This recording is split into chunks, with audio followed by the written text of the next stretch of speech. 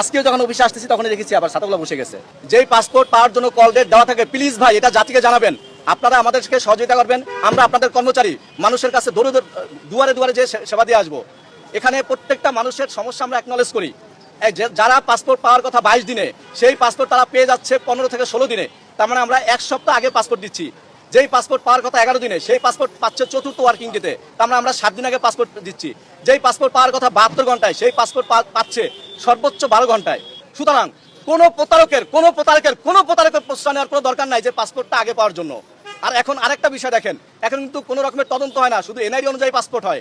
সুতরাং এখন কিন্তু অ্যাটেস্টেশন লাগে না, এখন কিন্তু 4 পৃষ্ঠা হাতে লেখা ফর্ম পূরণ করতে হয় না। এখন ঘরে বসে অনলাইনে ব্যাংকে টাকা জমা দেওয়া যায়, ঘরে বসে ফর্ম পূরণ করা যায়। এই বিষয়গুলো কিন্তু অনেক স্মুথ, কেউ বুকে হাতে বলতে পারবেন না। নিজে অথবা নিজের কোনো আত্মীয় স্বজন মোস্ট রিসেন্টলি অথবা গত 2 বছরের যৌক্তিক কোনো কারণ ব্যতীত আমাদের কাউন্টার থেকে ফেরত গিয়েছে। একটা চ্যালেঞ্জ ভাই দিয়ে যাই, পাসপোর্ট অফিসার কাউন্টার থেকে ফেরত গিয়েছে, কিন্তু সেই একই ফর্মে দালালকে টাকা দেওয়ার পরে পাসপোর্টটা হয়েছে, এরকম প্রমাণ দিবেন। এই মুহূর্তে এখানে নাকে খত দিয়ে যাব।